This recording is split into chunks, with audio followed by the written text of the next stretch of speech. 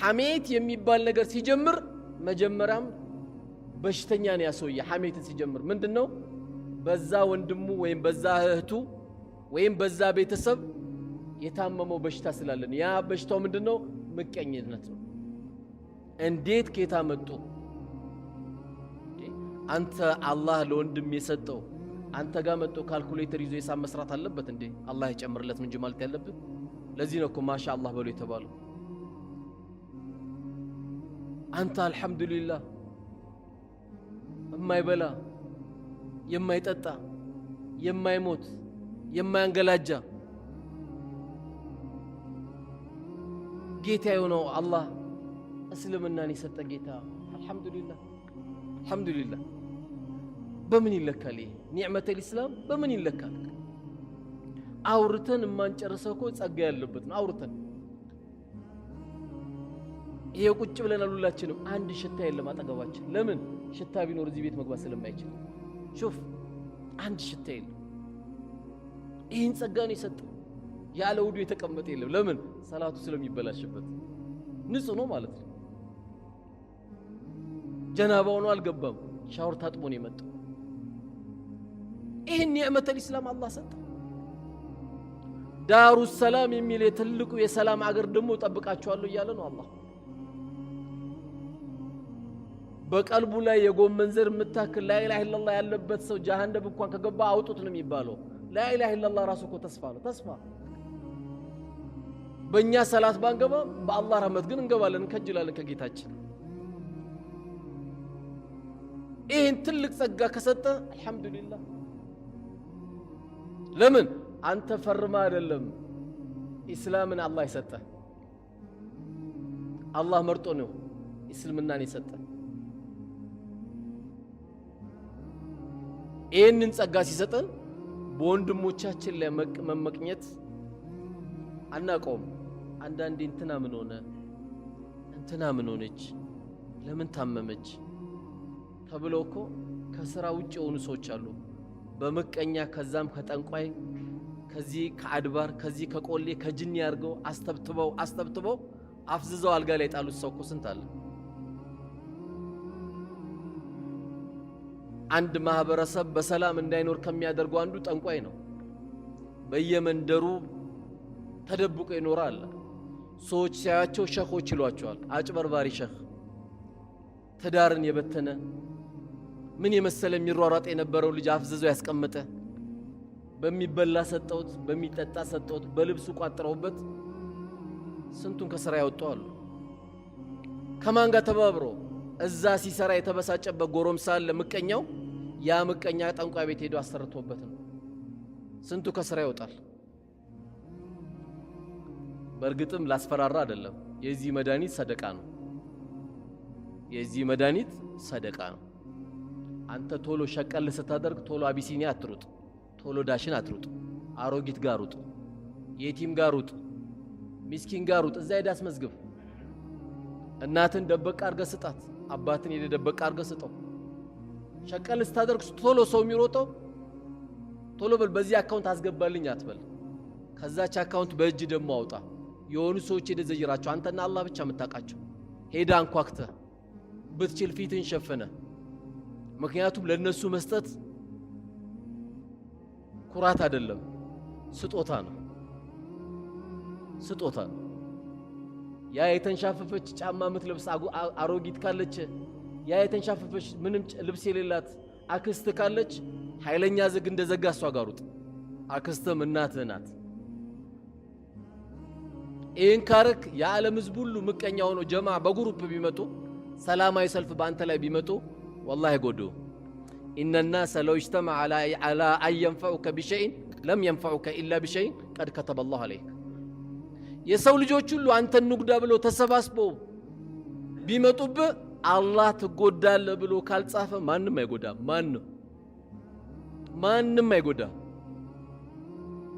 አላህ የጻፈብህ አይቀርም ጣሊያንም ሄደ ብትታከም ጀናዛ ይመጣል ከጣሊያን ካለ ትመጣለህ አይደለም እዚህ በጥቁር አዝሙድ ትድናለህ ካለ ጥቁር አዝሙድ ውጣ ትነሳለህ 1000 ዶክተር ስላየም አድንም አንድ ሰውም ብቻ ስላከመም ደግሞ አትሞትም አላህ የጻፈው ካለ እዛች ላይ የቀረችው አንድ ማንኪያ ኩባያ ካለች ትጨርሳለህ፣ ትሄዳታለህ። ገና ነው ካለ ደግሞ ትቀጥላለህ። ማንም አንተ ሉግዳ ቢል ወላሂ መጉዳት አይችልም። ቢጎዳማ ስንቱ ይጨርስ ነበርኩ። ስለዚህ ወንድሞቻችን ላይ የሚያመጣብን ምቀኝነት ሲመጣብን ከማ ቃለ ረሱሉ ዓለይሂ ሰላቱ ወሰላም በወንድሞቻችን ላይ ምቀኝነት ከች ሲልብን ልባችን ላይ ሲመጣብን የመጀመሪያው እርምጃችን ምን ይሆናል? ኢስቲግፋር ነው። ጌታዬ ወይ ምህረት አንተን እጠይቃለሁ። ኢዛ ሐሰርተ ፈስተግፊሪላህ። ወንድሞች ላይ ምቀኝነት ከች ሲልብህ አስተግፊሩላህ ጌታዬ፣ ሰጪው አንተ አይደለ እንዴ? ከልካይ አንተ አይደለ እንዴ? ሁሉ ነገር የምታደርገው አንተ አይደለም ብለህ ለአላህ ምህረት መጠየቅ አለብህ። የምቀኝነት መድኃኒቱ ኢስቲግፋር ነው ማድረግ ያለብህ። ስለዚህ ሙእሚን ትልቁ የስነ ምግባር መገለጫው ምንድነው ከተባለ ወንድሞቹ ባገኙት ነገር አይበሳጭም፣ ተደሳሽ ነው። በቃ ለምን ወንድም ባያገኝ ኖር የመስጊድ እኮ አይሰራም ነበር። ከየት መጣ? ወንድም እኮ ስላገኘ ነው። ወንድም ስላገኛል እንዴ ምንጣፍ ያገኘው? ወንድማችን እኮ ስላለ ነው እኮ አምፖል ያማረ የተሰካለን እንዲ ኑር ሆነ መስተቀር ወንድም ስላገኘ ነው። በወንድሞቹ ማግኘት የሚበሳጭ ካለ ትልቅ የዘቀጠ የስነ ምግባር ብልሽት አለበት ወንድማችን ላይ ማለት ነው። ስለዚህ የዛሬው ትልቁ ርዕሳችን ሰዎች ወሬ ያቀባብላሉ፣ ሐሜትን ይጨምራሉ፣ ውስጣቸው ግን ምቀኝነትን ይዘው ነው። በወንድሞቻችን ላይ መመቅኘት የለብንም። ለዚህ ነው ነቢያችን ሰለላሁ ዐለይሂ ወሰለም በሁለት ነገር በስተቀር መመቅኘት አይበቃም ነው ያሉት። በሁለት ነገር በስተቀር መመቅኘት አይበቃም። አሁን ይህን መስጊድ የሰራው ሰውዬ ሁሌ ሐሲዱ ብንሆን አጅር አለን። የዚህ ሰውዬ ይህን መስጊድ ያሰበው የገነባው ገንዘቡን የሰጠው ሰው ሁሌ ምቀኛ መሆን ትችላለህ። እንዴት ነው ምቀኛ መሆን? ገንዘቡን ያጥፋበት እንድትል እኮ አይደለም።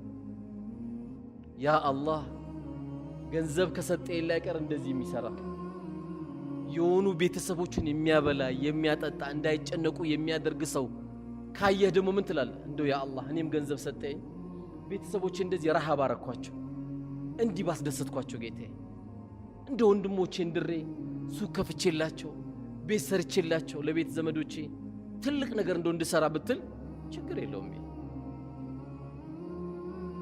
ይሄ የተፈቀደ ምቀኝነት ነው። ምቀኝነቱ ግን ምንድነው? እኛንም አላህ የዛ ጸጋ ባለቤት እንዲያደርገን ነው እንጂ ያ ሰው እንዲጠፋ አይደለም።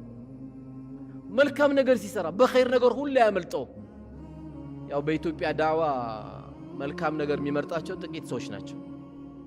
ገንዘብ በደንብ አለ፣ የሚመርጣቸው ግን ከ105% አይሞሉም።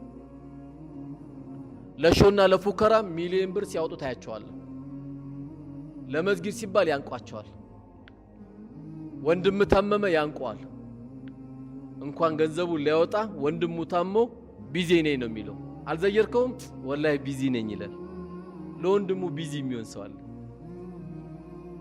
ሄዶ አሸታ አድርጎት አክም ቤት ወስዶ ትሪት አድርጎት ማድረግ ሲገባው ለመዘየር የሚቸገር አለ።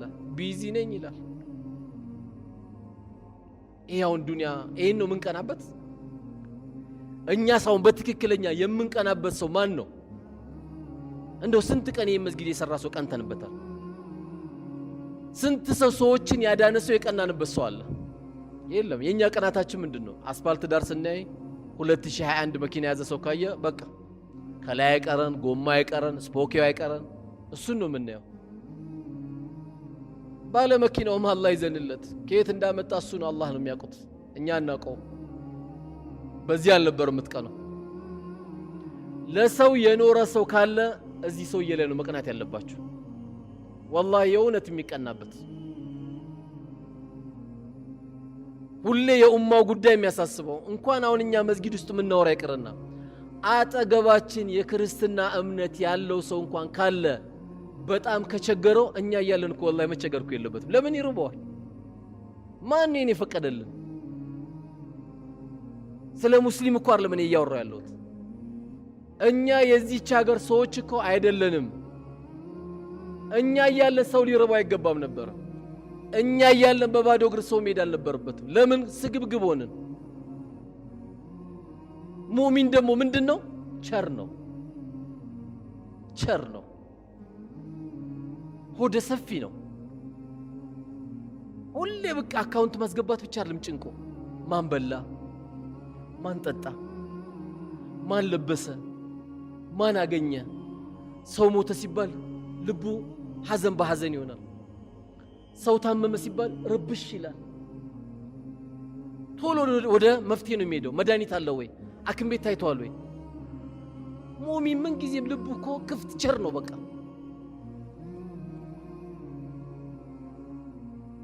እንኳን ሞተ በቃ ማታ ለቅሶ ደርሳለሁ የሚል አይደለም። ያነባል። ማልቀስ እኮ የአንድ ሙእሚን ስነ ምግባር መገለጫው ነው። አንድ ሙእሚን ማልቀሱ እስልምና መች ከለከለው?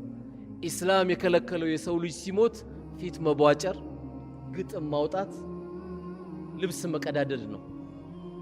የጃሂልያ ጥሪ ሲደረግ እንጂ አንድ ሰው አይኑ ቢያለቅስ ሱናም ነው የሚያጅባቸው። ሰው ሲሞት ሲያለቅስ አንድ ሰው እንባውን ጠብ ጠብ አድርጎ ካለቀሰ ሱና ነው። ነቢያችን ሰለላሁ ዐለይሂ ወሰለም ልጃቸው ኢብራሂም ያለቀሰ ጊዜ የሞተ ጊዜ አለቀሱ። ሲያለቅሱ ቢላል አያቸው፣ ደነገጠ። አንቱም ያለቅሳሉ እንዴ አላህ መላእክተኛ አላቸው። አዎ ለምን አያለቅሱም? የሰው ልጅ አይደሉ እንዴ? ቁል ኢነማ አነ በሸሩ ሚስሉኩም ዩሓ ኢለየ አነማ ኢላሁኩም ኢላሁ ዋሂድ። እኔ እንደናንተ ሰው ነኝ በላቸው። ለየት የሚያደርገኝ ከናንተ ወሒ ስለሚወርድልኝ ነው አሉ እሳቸው። አዎ አሉት። ከዛ ምን አሉት? ይህን ሐዲስ ነገሩት ለቢላል። አልዐይኑ ተድማ ወልቀልቡ ያሕዘን ወኢና ሊፊራቂከ ያ ኢብራሂም ለመሕዙኑን አሉ። አይን ታለቅሳለች፣ ልብ ትተክዛለች። ልጄ ኢብራሂም ጋር በመለያየቴ አዝኛለሁ አሉ። ይሄ ሰውኛ መገለጫ ነው። አንዳንዱ ራሱ እንባ እምቢ ሲለው ለምን ታለቅሳለህ ብሎ ከአንተ ጋር ሊጣላ ይመጣል። እሱ እኮ እንባ እምቢ ብሎት ነው። ረሕመት ኬት ይምጣለት፣ እዝነት ኬት ይምጣ አልለመድም። በሁሉም ነገር ላይ ድርቅርቅ የሚል ነገር ባህሪ ያለው። እንባ ማፍሰስ ሱና ነው። አንዳንዱ ደግሞ የማይመጣለት አለ፣ ያዝናል ግን እንባ። ይሄ እንግዲህ ምንም ማድረግ አልችልም።